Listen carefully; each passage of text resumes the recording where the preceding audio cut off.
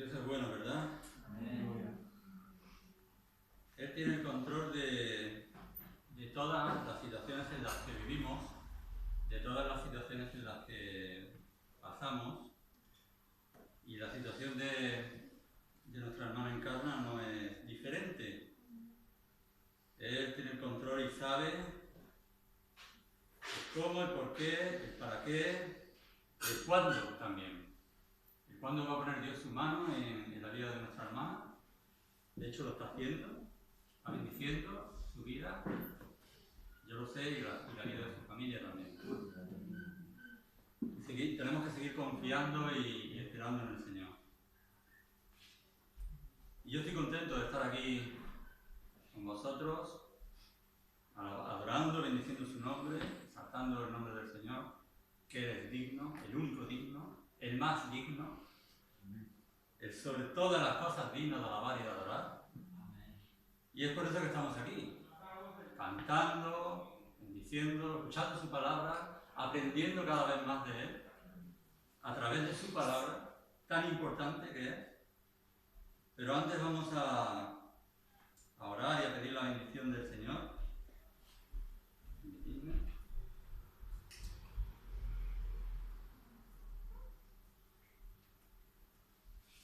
Que si no me salen gallos en la voz. Y vamos a pedir al Señor que pueda bendecir su palabra en nuestras vidas. Sí, Dios, te damos gracias por tu palabra, te pedimos que en esta tarde tú puedas glorificarte, tú puedas hablar a cada uno de nosotros,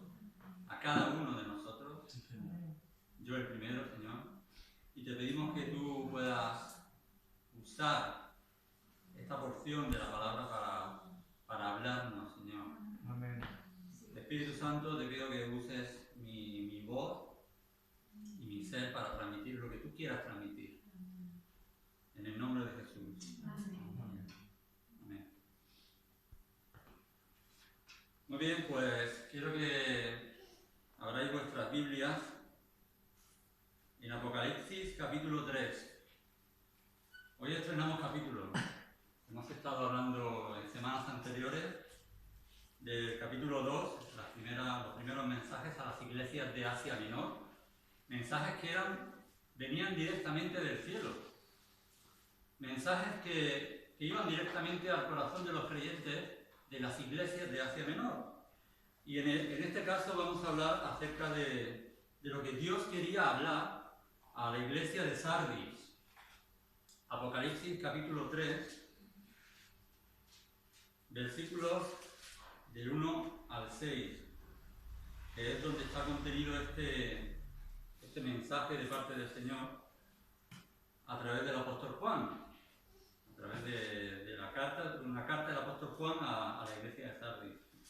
Y dice la palabra del Señor: escribe al ángel de la iglesia en Sardis, el que tiene los 7 espíritus de Dios y las 7 estrellas, dice esto: yo conozco tus obras, que tienes nombre de que vives y estás muerto.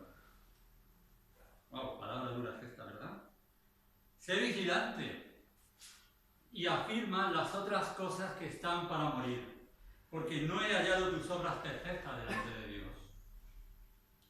Acuérdate pues de lo que has recibido y oído, y guárdalo, y arrepiéntete, pues si no velas, vendré sobre ti como ladrón, y no sabrás a qué hora vendré sobre ti. Pero tienes unas pocas personas en Sardis que no han manchado sus vestiduras, y andarán contigo, y andarán conmigo en vestiduras blancas, porque son dignas. El que venciere será vestido de vestiduras blancas, y no borraré su nombre del libro de la vida, y confesaré su nombre delante de mi Padre y delante de sus ángeles. El que tiene oído, oiga lo que el Espíritu dice a las iglesias. Muy bien, pues la ciudad de Sardis, si hablamos un poco del contexto de lo que es la ciudad de Sardis, era una ciudad que a priori gozaba de ventaja geográfica con respecto a otras ciudades que hemos visto anteriormente. Debido a que la ciudad de Sardis estaba elevada en su ubicación congregación estaba elevada en un cerro, a unos 450 metros sobre el valle del Jordán, y realmente la ciudad de Sardis pasó a la historia sin pena ni gloria. No tenía la importancia que tuvieron otras ciudades como la Odisea, o como Éfeso, o como Tiatira. Pero cabe destacar tres acontecimientos importantes que después los desarrollaremos porque el Señor Jesús habla a la iglesia de Sardis en base a estos acontecimientos. Vemos que la ciudad de Sardis tuvo su época de esplendor, pero también tuvo su época de decadencia. Sardis fue la capital del reino de Lidia más o menos en el 1200 a.C. Era una ciudad importante, tenía un templo grandioso dedicado a la diosa Artemisa, ¿verdad? Pero también Sardis, a pesar de ser una torre fortificada en un cerro a 450 metros de altura, sufrió en dos ocasiones dos invasiones de dos imperios diferentes, que después desarrollaremos. El imperio medo-persa, a la cabeza del rey Ciro de Persia, y el imperio griego a través de Antíoco III el Grande, pero eso lo vamos a ver después.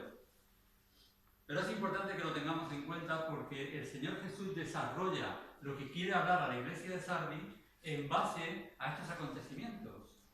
Es curioso. Y vemos en el versículo 1 que el Señor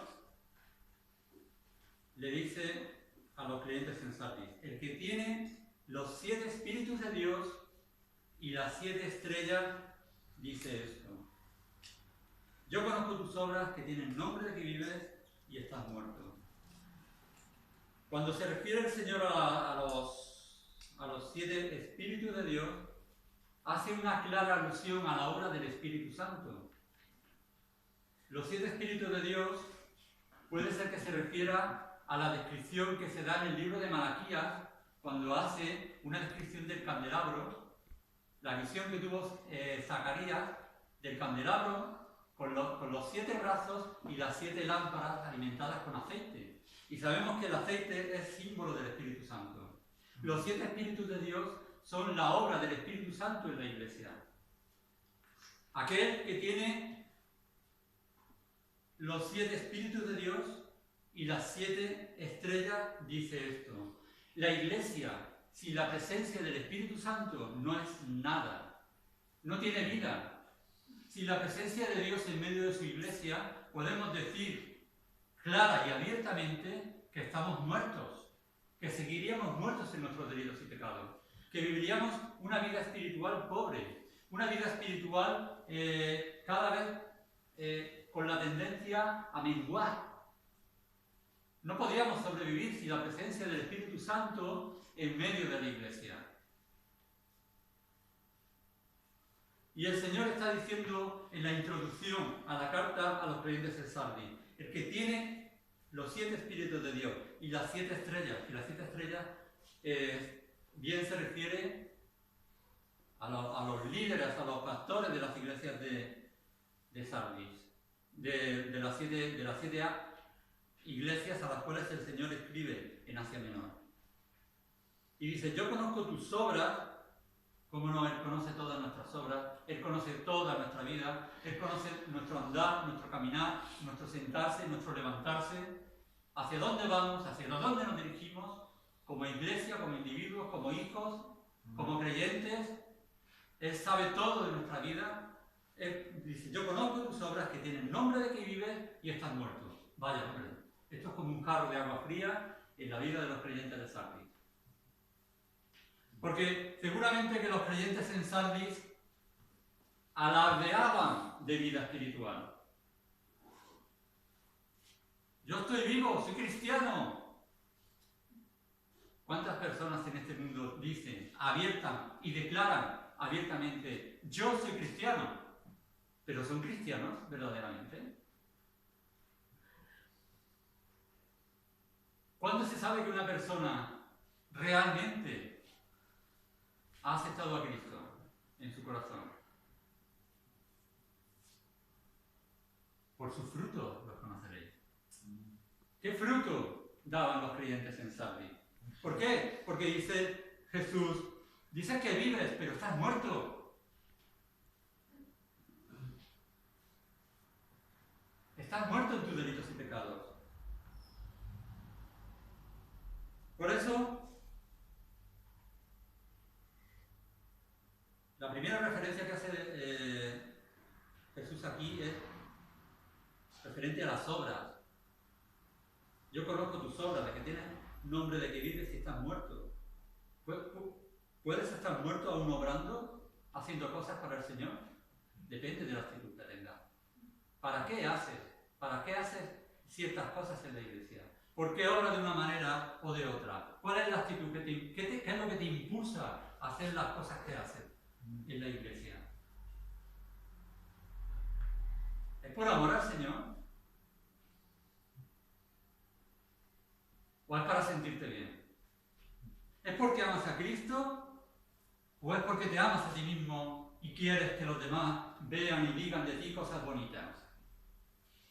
¿Cuál es tu actitud? Debemos de honrar al Señor a la hora de hacer las obras. Porque cuando honras a Dios es una señal de que estás vivo espiritualmente. Porque le das toda la gloria, le das toda la honra al Señor. Sin embargo, cuando estás muerto, pasa lo contrario. No le das la honra al Señor. En 1 Samuel 2:30 dice, por tanto, Jehová, el Dios de Israel, dice, yo había dicho que tu casa y la casa de tu padre andarían delante de mí perpetuamente, mas ahora ha dicho Jehová, nunca yo te la haga, porque yo honraré a los que me honran. Yo honraré a los que me honran. Y a los que me desprecian serán tenidos en poco. ¿Cuál es la actitud con la que tú haces las cosas para el Señor? Porque si tú honras con esa actitud al Señor, el Señor te va a honrar a ti. Por sus frutos los conoceréis. Dice en Mateo capítulo 7, versículos del 15 al 17, palabras duras de Jesús contra los fariseos, que eran los religiosos, que eran los que decían que estaban vivos, pero en realidad estaban muertos, que eran los que decían que tenían por padre a Abraham, que eran los que alardeaban de que guardaban toda la ley, que eran los que se consideraban los más espirituales del mundo entero, del mundo mundial. Y dice Jesús, guardaos de los falsos profetas, en Mateo 7:15, que vienen a vosotros como con vestidos de ovejas, pero por dentro son lobos rapaces. Por sus frutos los conoceréis. ¿Acaso se recogen uvas de los espinos o higos de los abrojos? Así todo buen árbol da buenos frutos, pero el árbol malo da malos frutos. Ahí está el quid de la cuestión. ¿Cuándo se sabe si estamos muertos? Porque no damos fruto. No damos fruto. Y muchas veces hemos hablado del fruto del Espíritu, que está en Gálatas capítulo 5, versículos del 22 al 26. Frutos dignos de arrepentimiento. ¿Cómo se sabe cuando una persona está viva y no está muerta? Porque en su corazón hay arrepentimiento. Tan importante es el arrepentimiento en la vida de las personas, porque es lo que va a hacer que tú te puedas acercar al Señor Jesús. Porque es lo que va a hacer que tú puedas recibir la vida del Espíritu Santo. El toque del Espíritu Santo. Cuando una persona se arrepiente de sus pecados, entra el Señor en su corazón a través de la presencia del Espíritu Santo. Frutos dignos de arrepentimiento. Como el fariseo y el publicano, que vemos la historia en Lucas capítulo 18, y dice el versículo 13, porque dice que la historia te presenta a un publicano allí en el templo a orar, un fariseo, perdón, pero un publicano también, que era un publicano, se le consideraba el más pecador de los pecadores que podía haber en Israel. Y el fariseo, oh Señor, yo te doy gracias. ¿Por qué? Porque el diezmo, ayuno 2 veces a la semana, doy todos mis diezmos, soy muy bueno. Sin embargo, el publicano, dice en el versículo 13, mas el publicano, estando lejos, no quería ni aún alzar los ojos al cielo, sino que se golpeaba el pecho diciendo: Dios, sé propicio a mí, pecador. Entonces vemos que la terrible acusación que se hace contra la iglesia de Sardis es que, aunque tenía fama de estar viva, de hecho estaba espiritualmente muerta. Y el Nuevo Testamento compara frecuentemente el pecado con la muerte. Cuando hay muerte es porque hay pecado, pero cuando hay arrepentimiento hay vida. ¿Entendéis? Cuando hay muerte hay pecado. O al revés, cuando hay pecado hay muerte. Pero cuando hay arrepentimiento de corazón, hay vida. Hay vida.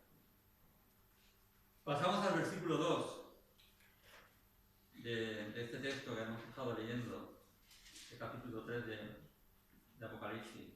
Sé vigilante y afirma las otras cosas que están para morir, porque no he hallado tus obras perfectas delante de Dios.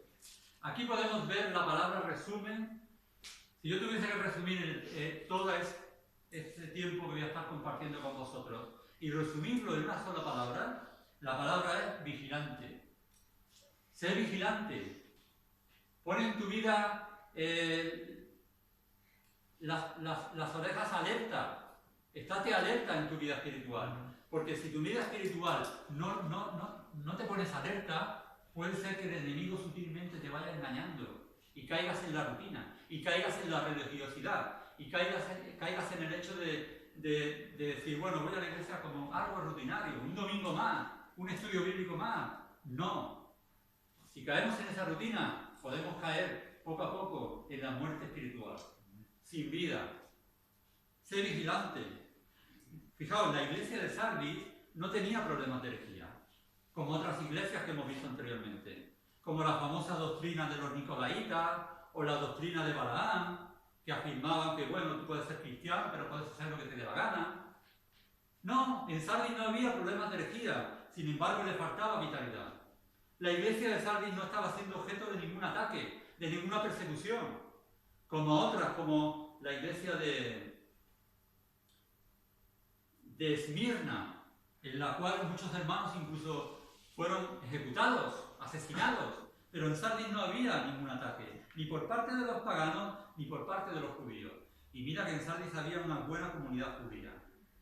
La verdad es que Sardis estaba tan cercana a la muerte que no valía la pena atacarla. Porque una iglesia que está llena de vida, una iglesia que está llena del Espíritu Santo, una iglesia que está llena de la vitalidad que Cristo proporciona, está siempre bajo los ataques del enemigo. Porque el enemigo lo que menos le interesa es que haya una iglesia ferviente, una iglesia viva, una iglesia llena de poder, una iglesia llena de oración, una iglesia llena de ayuno, una iglesia en donde se manifiesten y se desarrollen los dones del Espíritu. A eso el diablo le enferma, le pone malo. Lucas 6:26 dice: ay de vosotros cuando todos los hombres hablen bien de vosotros, porque así hacían sus padres con los falsos profetas. Ay cuando te halaguen de una manera maravillosa. Sí, bueno, porque eres buena persona, vale, pero cuando tú te muestras como un hijo de Dios, lleno del Espíritu, cuando tú eres una persona caracterizada por una vida de oración, de servicio, de entrega, vas a tener oposición también por parte de personas que te van a rechazar, que te van a condenar, que te van a criticar, que te van a señalar con el dedo, porque tienes oposición, porque cuando eres un cristiano que no molesta, cuando eres un cristiano que no hace nada, que no mete sus pies en el terreno del enemigo para salvar almas, para predicar el Evangelio de Cristo, entonces el diablo piensa, bueno, este no me molesta, yo no me voy a centrar en este porque está ahí sentado, es un religioso, es un muerto, no vive. El enemigo de nuestras almas se centra en aquellos que están vivos interiormente, que tienen vida espiritual, que oran, que predican la palabra fuera en la calle, o a través de las redes sociales, o a través de la música. Una iglesia que proclama el Evangelio auténtico siempre levanta oposición a su alrededor. Y si hay algo que podemos aprender de la rutina inminente de la iglesia de Sardis, es que los cristianos debían de despertar del letargo mortal y mantenerse en todo momento alerta. Y este es uno de los mandamientos que aparece con más frecuencia en el Nuevo Testamento. Estate alerta. Ahora está muy moda eso del estado de alerta, del estado de alarma, por el puñetero COVID, ¿verdad? Estado de alarma. Pues nosotros los cristianos tenemos que estar en un constante estado de alarma espiritual. ¿Para qué? Para no ser engañados por las artimañas de este mundo, por las filosofías, por las corrientes, por las modas, por los vicios. En el Nuevo Testamento hay un énfasis muy exquisito para que estemos velando constantemente. En Romanos 13:11 dice: y esto, conociendo el tiempo, que ya es hora de levantarnos del sueño, porque ahora está más cerca de nosotros nuestra salvación que cuando creímos. Levántate del sueño, porque cada vez estamos andando a pasos agigantados hacia nuestra salvación definitiva cuando estemos con Cristo en el cielo. El tiempo es corto, se nos acaban los días, los meses pasan y los años. Entonces tenemos que despertarnos del sueño y que nuestra vida sea una vida de fruto, una vida de bendición, una vida en la que podamos ver, o sea, los demás puedan ver en nosotros que hay vida, que hay fruto de parte del Señor. En Efesios capítulo 5, versículos 13 y 14. Mas todas las cosas, cuando son puestas en evidencia por la luz, son hechas manifiestas, porque la luz es lo que manifiesta todo. Por lo cual dice: despiértate tú que duermes y levántate de los muertos, y te alumbrará Cristo. Todas las cosas son puestas en evidencia por la luz. ¿Verdad que cuando estás dormido tienes la luz apagada? Porque si no te cuesta trabajo dormir. Cuando estás dormido hay oscuridad. Y cuando te levantas de la cama hay luz, porque abre las persianas y entra la luz y se ve todo claramente en la habitación. ¿Y verdad que cuando duermes parece que estás muerto? ¿A que sí? Y viceversa. Cuando una persona fallece parece que está durmiendo. Entonces el apóstol Pablo dice: despiértate tú que duermes y levántate de los muertos y te alumbrará Cristo. Se hará de día, vendrá el día. No seguiremos en la noche del pecado, no seguiremos en la noche de la apatía, de la desgana, de la religiosidad. Vendremos a la iglesia no como un acto más de la semana, una actividad extraescolar. Nosotros no somos niños que vamos a actividades extraescolares, somos hijos de Dios que venimos a la iglesia a adorar y a bendecir al Señor y a aprender de Él a través de su palabra. Amén. Primera de Corintios 16:13. Velad, otro versículo que nos invita a que velemos. Velad, estad firmes en la fe, portaos varonilmente y esforzaos. Pero velad. Jesús, cuando estuvo en el huerto de Getsemaní, en agonía, porque le quedaban pocas horas de vida, le dijo a sus discípulos: ¿no habéis sido capaces de orar, de velar conmigo, aunque sea una hora? ¡Una hora! Se los encontró durmiendo.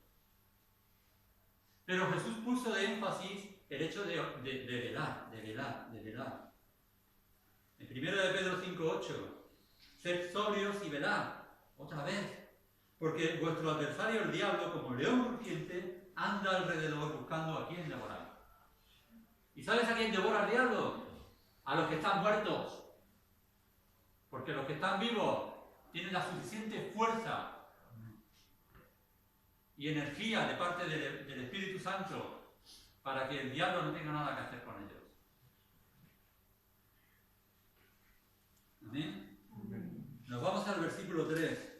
Dice: acuérdate pues de lo que has recibido y oído y guárdalo y arrepiéntete, pues si no velas, vendré sobre ti como ladrón y no sabrás a qué hora vendré sobre ti. ¿Por qué le dice esto Jesús a los creyentes en Sardis? Porque los creyentes en Sardis sabían muy bien de qué hablaba Jesús, porque por dos acontecimientos que sufrieron a lo largo de la historia y que menguaron su gloria como ciudad. ¿Cuáles son estos dos acontecimientos? En aquel tiempo, como he dicho antes, Sardis estaba situada en la cima de un monte. En aquel tiempo, por su ubicación privilegiada, solo se podía entrar en la ciudad por una única entrada. Sardis era una ciudad amurallada, como Ávila, y solo tenía una puerta. Por lo tanto, solamente necesitaban vigilar y guardar la ciudad en ese punto, no en otro. Los enemigos no entraban por detrás, solo podían entrar por una puerta, porque era inaccesible por cualquier otro lado. Pero en dos ocasiones en la historia de esa ciudad, y es lo que venía a referir al principio, fueron invadidos por los enemigos porque la guardia que vigilaba esa puerta se quedó dormida. Esto es historia, y os voy a decir la fecha. Asumiendo, confiándose de que la montaña los protegía de cualquier asalto. Los soldados se confiaron en que no había peligro porque Sardis estaba en una montaña y se pusieron a dormir. Fue en el año 549 a.C. cuando los soldados del Imperio Medio Persa de Ciro entraron en la ciudad. Por este motivo, porque la guardia se había dormido. Y luego, después, en el año 218 a.C., Antíoco III el Grande, rey de los seleucidas o de los griegos, capturó la ciudad, también por el descuido de los confiados centinelas. Sardis fue capturada en ambas ocasiones porque había llegado a ser gente despreocupada y negligente. Por eso Jesús les estaba diciendo: cuidado, despierta, estás muerto. Despierta, que si no, va a ocurrir lo mismo que ocurrió hace unos siglos atrás, cuando entraron en la puerta porque no vigilaba, porque no estabas alerta, porque no estabas atento, porque no estabas vigilante. Y eso nos pasa también como cristianos. Lo que el Señor le estaba diciendo a la iglesia era lo que leímos: sé vigilante, despierta. Con vergüenza debieron reconocer que en dos ocasiones en la historia de la ciudad se les encontró adormilados y desprevenidos. Así que el Señor Jesucristo le manda aviso a la iglesia de esa ciudad: no se os ocurra dormiros.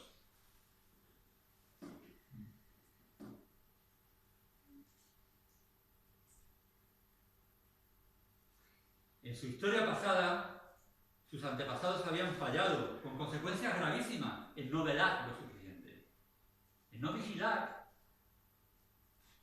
Y otra vez fueron alertados, porque no solo debían temer la llegada sorpresiva de un enemigo, sino del mismo Jesucristo. Porque Jesucristo está a las puertas. Jesucristo nos manda a que como iglesia velemos.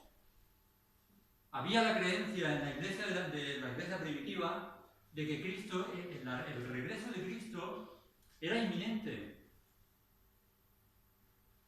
Y Jesús decía a sus discípulos que no les era a ellos, no les era propicio saber el día ni la hora, que ni aún él sabía. Pero Cristo tiene que venir a por su iglesia. Es un hecho bíblico que Cristo tiene que venir a por su iglesia. ¿Cuándo? No lo sé. ¿Por qué? ¿Por qué no lo debemos de saber? Porque así estamos velando. Porque así no nos confiamos en que, bueno, ya vendrá dentro de 30 años. Entonces yo vivo como quiero. No. Cristo puede venir mañana a por ti, a por la iglesia. Depende de cómo tú estés velando. Te quedarás o te irás con él. Muchas iglesias han perdido el interés en enseñar las verdades bíblicas. Si esta es una verdad bíblica, que Cristo es inminente, que está a las puertas, y más bien los acontecimientos que estamos viendo estos días en el mundo. Cristo está a las puertas, por lo cual veremos. Pero muchas iglesias pierden el buen vicio de escudriñar las Escrituras, de leer las Escrituras, de estudiar la Biblia. Y entonces se acomodan a las filosofías y al pensamiento actual. Tanto es así que hasta hay pastores que casan a homosexuales. Esto es una acomodación a las filosofías y al pensamiento actual. Eso es una iglesia muerta. Muchas, para ser populares, iglesias populares, y para ganar audiencia y adeptos, desarrollan programas sociales, actividades de entretenimiento, conciertos, obras de teatro, y todo eso está muy bien, pero si ahí no hay Biblia, no sirve de nada. Si ahí no hay palabra de Dios, todo eso que se hace es una pérdida de tiempo total y absoluta. Todo eso no sería negativo si la palabra de Dios tuviese la importancia que tiene que tener y la máxima relevancia como autoridad que gobierna y determina la doctrina y la conducta de la Iglesia. La palabra de Dios. En el versículo 4 dice, pero tienen unas pocas personas en Sardis que no han manchado sus vestiduras. Menos mal. Gloria a Dios. Hay unas pocas que todavía no están muertas. Todavía hay unas pocas personas que viven. Yo quiero ser uno de ellos. De los pocos que viven, quisiera ser uno de ellos. Esa es la actitud que tenemos que tener delante del Señor. Que yo quiero ser un vivito y coleando. Tienes unas pocas personas en Sardis que no han manchado sus vestiduras y andarán conmigo en vestiduras blancas porque son dignas.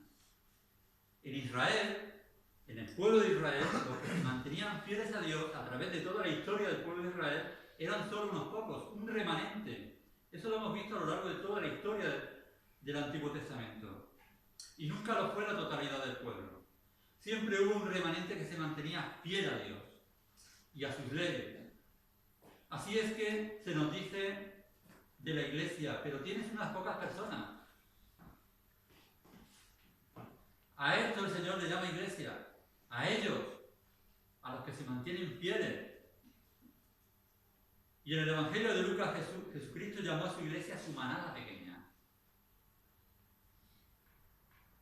Y el cristianismo en el presente también tiene aquellos santos que aman la palabra de Dios, que son fieles al Señor, aún en estos días que se mantienen firmes en la palabra de Dios. Pocos, pero buenos. El cristianismo empezó con 12 hombres. Y 12 hombres que eran igual que tú y yo de pecadores. 12 hombres que eran igual que tú y yo de imperfectos. 12 hombres que algunos de ellos ni tenían cultura. Eran pescadores. Y algunos otros eran unos desagradables, impetuosos, contestones, violentos, como el apóstol Pedro, pero marcados por el amor que Dios marcó en sus corazones y en sus vidas. Romanos 11, haciendo referencia al profeta Elías, Romanos 11 del 3 al 5, Elías se creía que era el único que adoraba al único Dios verdadero. Tuvo una mala experiencia con Jezabel y con Acab, los reyes que gobernaban Israel en aquel entonces. Y leemos en Romanos 11, el apóstol Pablo habla del profeta Elías. Señor, y tus profetas han dado muerte, y tus altares han derribado, y solo yo he quedado. Perdón, a tus profetas han dado muerte, y tus altares han derribado, y solo yo he quedado, y procuran matarme. Pero ¿qué le dice la divina respuesta en el versículo 4? Me he reservado 7.000 hombres que no han doblado la rodilla delante de Baal. Así también aún en este tiempo ha quedado un remanente escogido por gracia. Por gracia. Somos nosotros, la Iglesia, que hemos sido escogidos por la gracia de Cristo Jesús. Estos sí que están vivos. O estos sí que somos los que estamos vivos. Pues yo quisiera ser uno de ellos. En el versículo 5, el que venciere será vestido de vestiduras blancas. Y no borraré su nombre del libro de la vida y confesaré su nombre delante de mi Padre y delante de sus ángeles.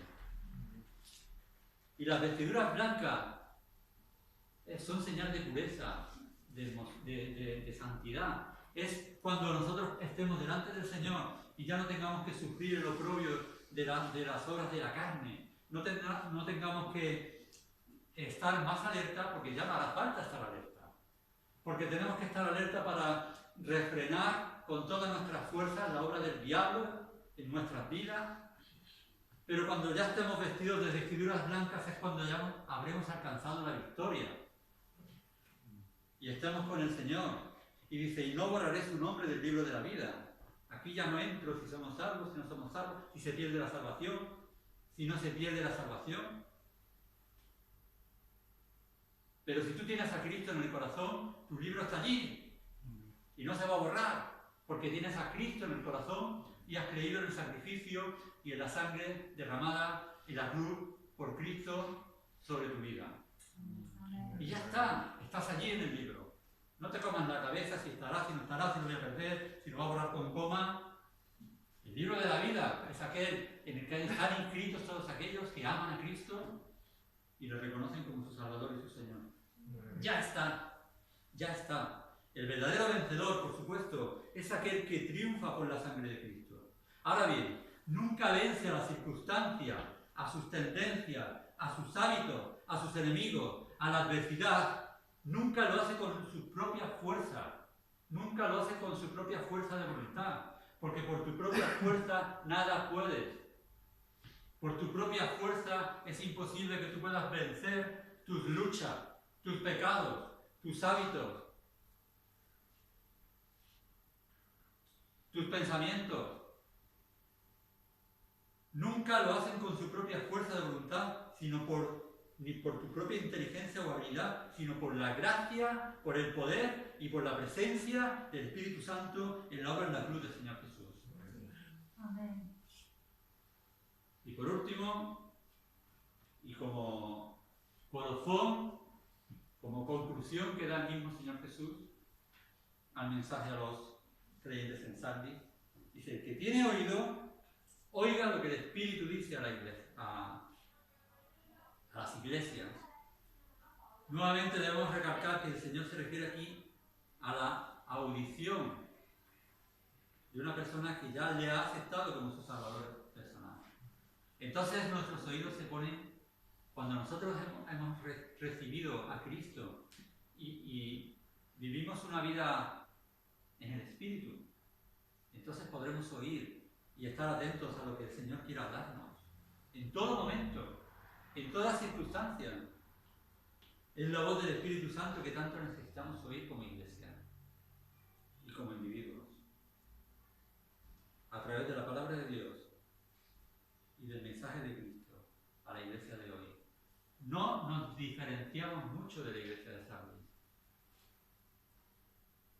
No quiere decir que estemos muertos o que todos estemos muertos, pero sí es verdad que la iglesia en su totalidad, generalizando, deja mucho que desear en cuanto a hacer la voluntad de Dios en este mundo. Hay unos pocos, la manada pequeña a la cual se refería Jesús en el Evangelio de Lucas. ¿Quieres ser de esos pocos? ¿Quieres la vida que el Espíritu Santo te brinda y que hace que no estemos muertos espiritualmente? Es importante que estemos siempre con la palabra vigilante, velando. Ese es el resumen, lo podemos decir, del mensaje de hoy. Estate alerta, porque no eres invulnerable, sino tu condición de pecador te puede hacer vulnerable. El que diga estás fuerte, mira que no caiga. Así que vamos a orar y vamos a pedir que el Señor nos alimente con su Espíritu, con su palabra, y que realmente sea el Señor quien edifique su iglesia y nuestras vidas. Señor, te damos gracias por tu obra en la cruz. Gracias por tu gracia inmerecida que ha hecho que podamos ser salvos, aún sin merecerlo. Te pedimos que como iglesia podamos ser una iglesia que esté viva. Tenemos que desechar todo lo que haga que nosotros menguemos en todo lo que tiene que ver con hacer tu voluntad. Te pedimos que tú fortalezcas nuestras rodillas y que realmente verdaderamente, Señor, tú puedas hacer tu obra, Espíritu Santo, lo mismo que tú hiciste tu obra en las iglesias en Asia Menor. Necesitamos también que tú nos hables a nuestras vidas, a tu iglesia, ahora en la actualidad, para que podamos ser confrontados y para que podamos ser bendecidos, Señor, y aprender de ti cada día más. Ayúdanos, Señor, en todo esto.